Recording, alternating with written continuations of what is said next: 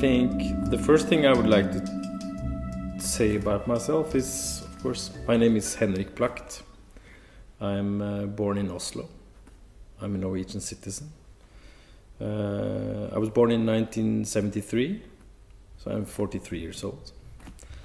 I come from a very working class family in Oslo, raised by a mother. Grew up without my father, and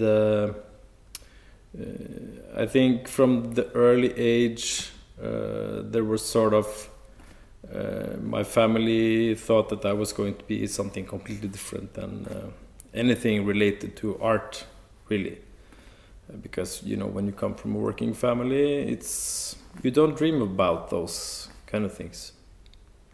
But so I did, and I was between becoming a musician and an artist.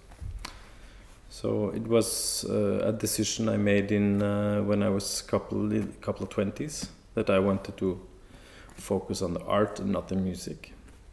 But I think I always carried the musical side of me into my works, especially now. In some kind of way, instead of maybe tones, you have colors, different techniques of using the colors and things like that. But I was so fortunate to come into the Academy of Fine Arts in Bergen, in Norway, in 1997, and so I moved there, and I took also an exchange in Germany in 99, so I studied there. So I really felt that when I came to Germany, something political also awakened in me, not only the aesthetical, but you know, the historical framework, and it made me into a more political awareness as an artist. So it really shaped me to go and study in Berlin, and I still go to Berlin every year. I have my best friend there. I have my mentor there. So it's a very important city for me. I had two exhibitions there too, and yeah. So that's that's the academic framework before I leave the academy and become a professional artist. I would also like to mention about me that I am also a father. I have two daughters, Dina and Matilda, and they're 7 and 9. So, and it also affects me not only as a person but also as an artist, I think.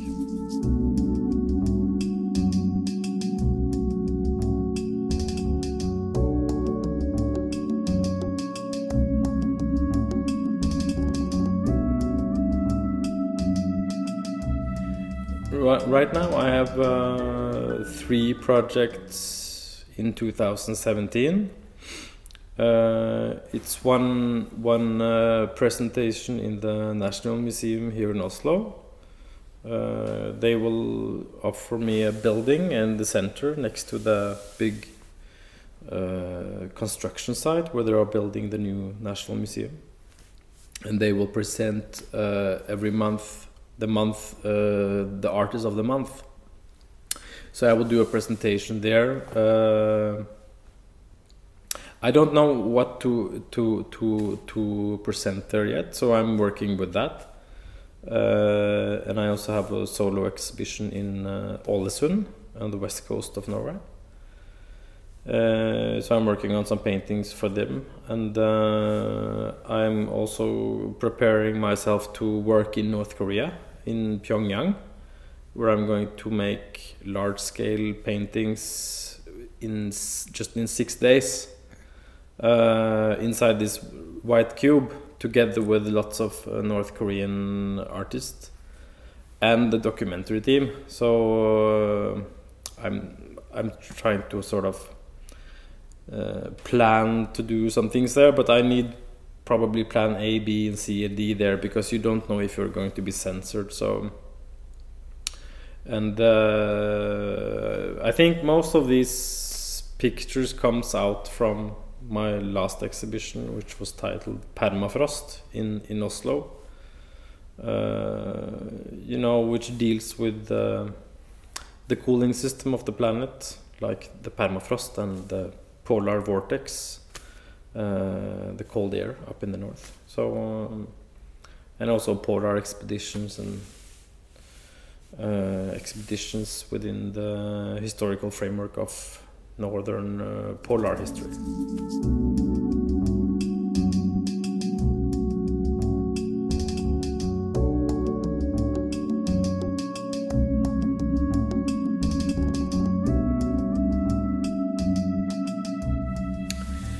Anything is a possibility as a topic for me, basically.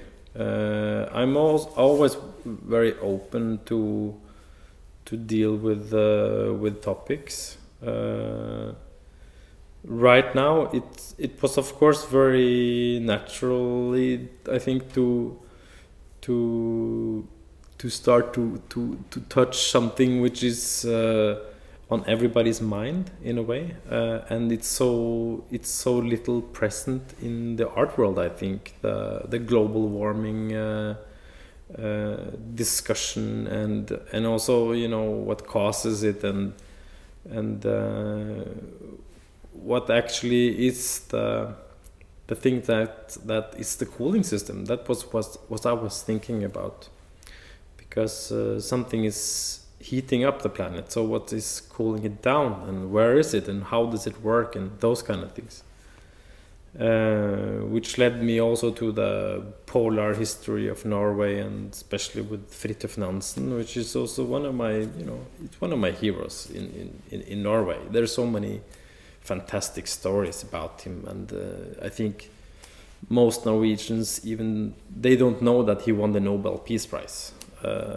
And things like this, but he was a fantastic man, really great man. So the topics can be everything from those kind of things to deal with Dante and literature. It can be things like particle physics.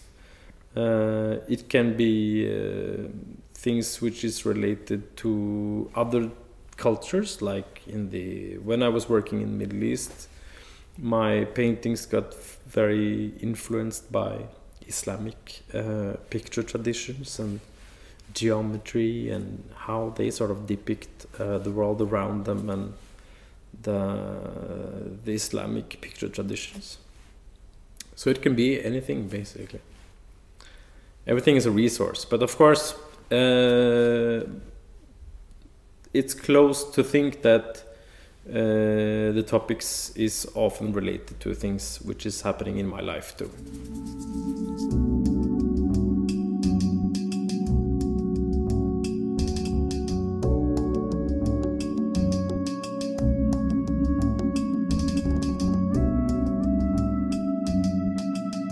It's also a little bit about how you feel in your stomach when you start working on the framework, the titles and the framework. Then it becomes clear if there is something which is very present in my life, it will probably also pop up in the paintings.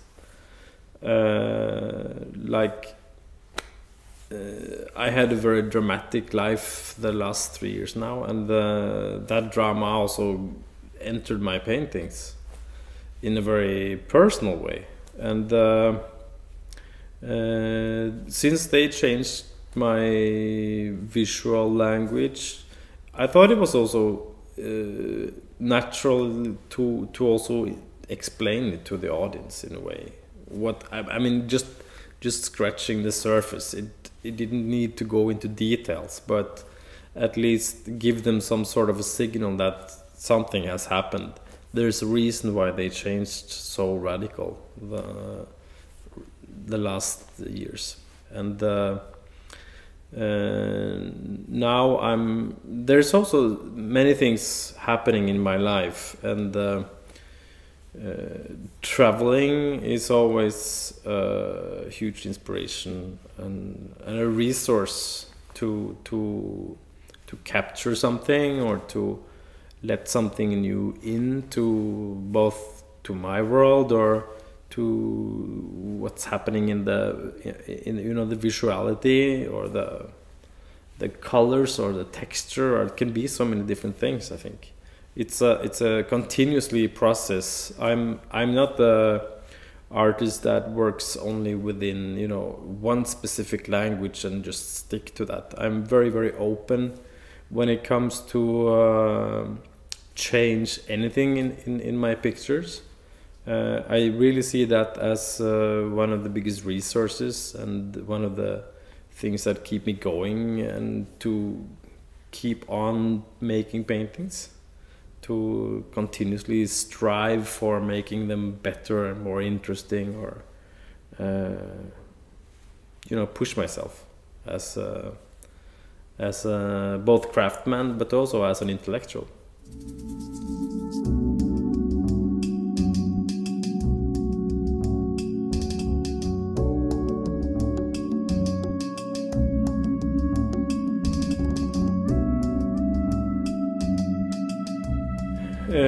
It can happen in many different kind of ways.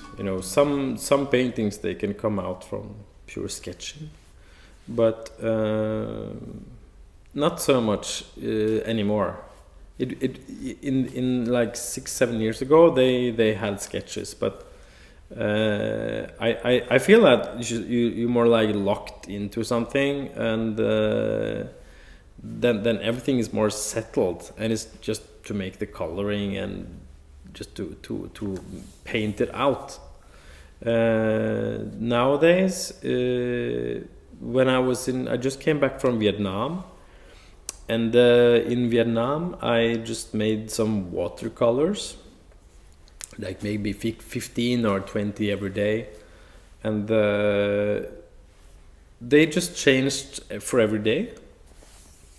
And when I got back, I started to paint, and some of the details started to pop up in the paintings, like the red one in the back. And so now they are much more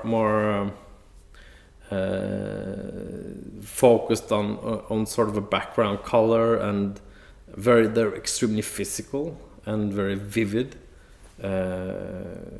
And I really don't know what it is, but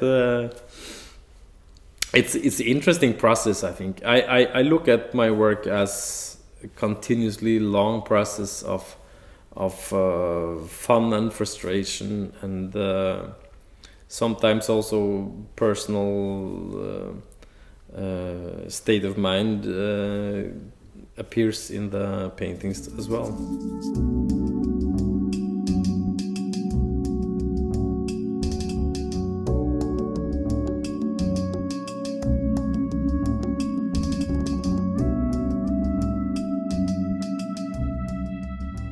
Some of them have been already through a process and have been exhibited, and then they come back, and then I just start working on them again, because some of them has so many layers. And I think it's fun to also show the layers, and it's like giving them a little bit. Maybe it's something almost scary to talk about, but to give them a little bit soul, because I think in a lot of paintings these days there's no soul. It's so dead. There's so much paintings that just look like design.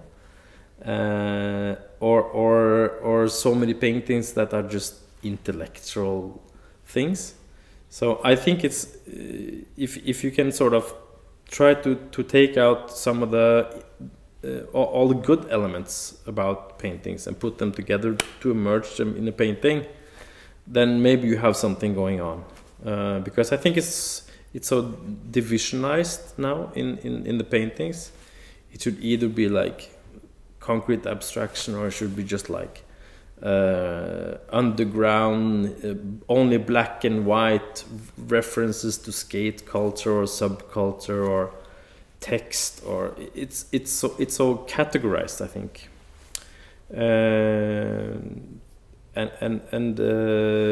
I really just want to make some paintings that I really feel that it has the content, the storytelling, the good title, but it has the deliciousness, it has the soul, it has the depth, it has the aesthetics, the colors, and the good values. So I really strive for those kind of qualities in a painting.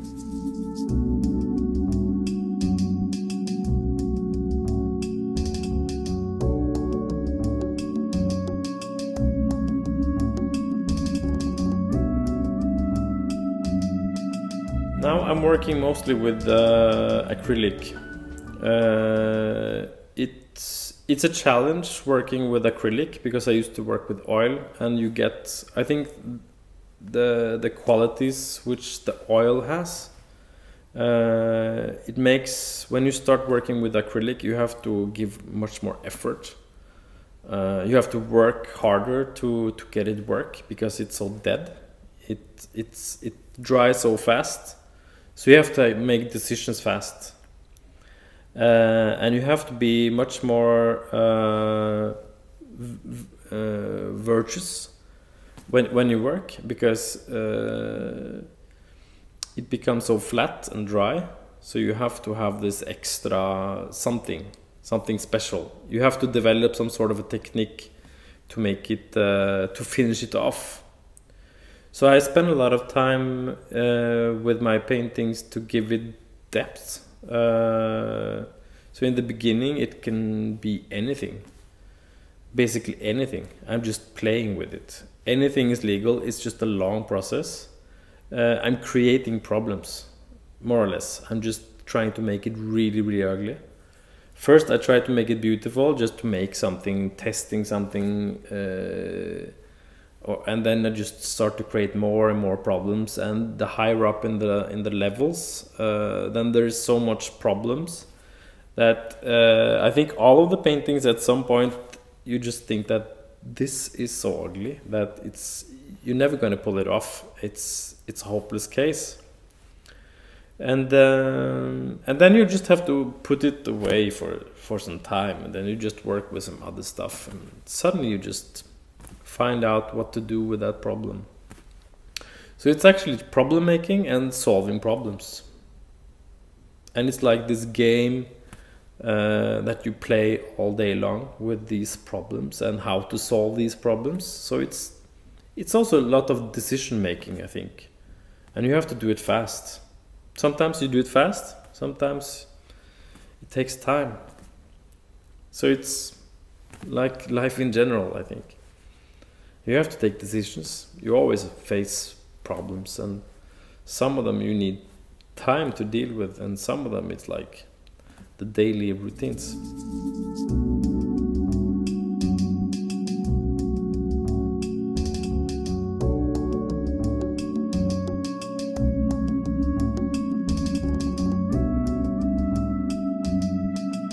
Earlier, the titles came first, and the sketch came first, but now the titles comes in the end, because it's nice to it's like giving it a name or a clue, or put it into a context. And I think it's much, you can't give that painting a name before it's done. It's impossible, because I don't even know how it's going to look like. So the title has to come in the end. And it's nice to have some time, and I really put a lot of efforts in how I title the paintings, because I think there's so many bad titles in artworks in general. So I really strive to give them some punchy and good generous titles that can sort of give you that extra notion of thoughtfulness about and caring about the work of art. Did you have some specific titles you were thinking about?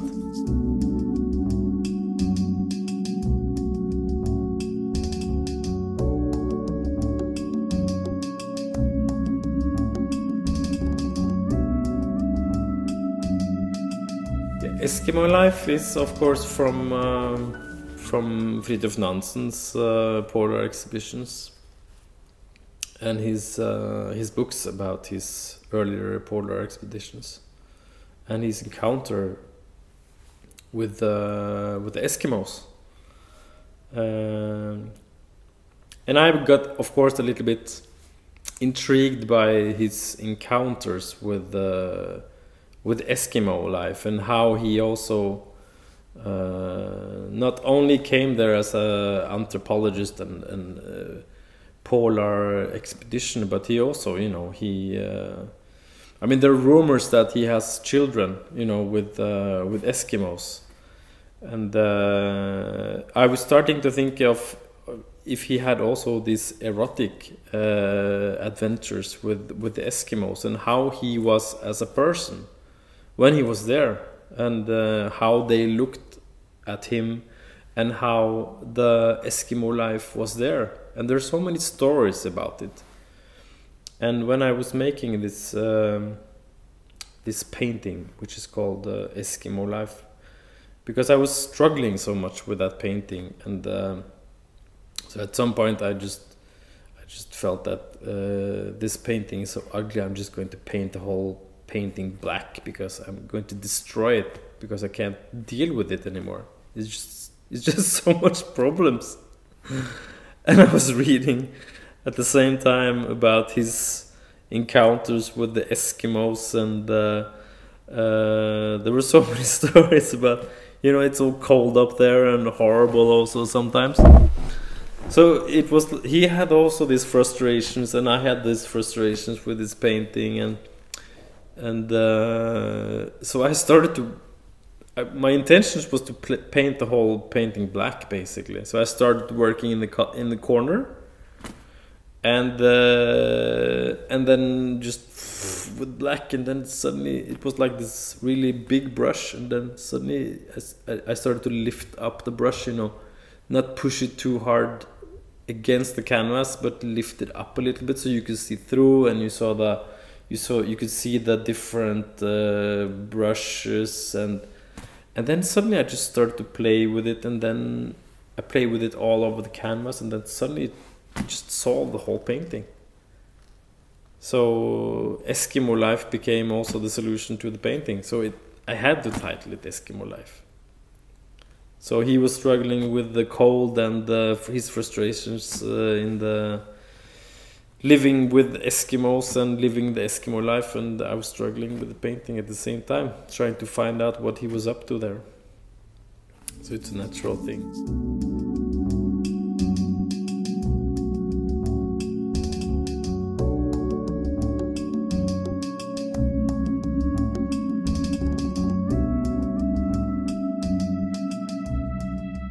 I had a similar experience when I was reading about Alexander the Great, because when Alexander the Great was young, you know, he had a very famous horse called Bucephalus, and there's a story about how he named his horse Bucephalus and how Bucephalus became his horse. And I was also working with a painting, and it was so much problems with it. And at that time I was reading about how Alexander the Great found his horse. And the story is that Alexander the Great came out in the garden and saw his father trying to tame this really big horse with his men. And they were like, the horse just killed 3 of his men. And they were just going to kill the horse, the king, his father, because the horse was so wild.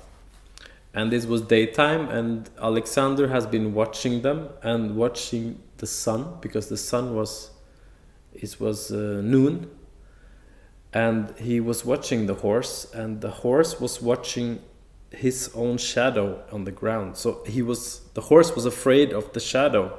That was why he was so wild. So he understood what he had to do to tame the horse. So he asked his father to give 1 shot to tame the horse. And the father said, okay, if you can manage to tame the horse in one shot, the horse is yours. But if you cannot, I will kill it. And I had the same problem with the painting. Of course, it's not a horse, but I needed black. And Alexander the Great's horse was black. And I needed a line which had different qualities that was missing in the painting.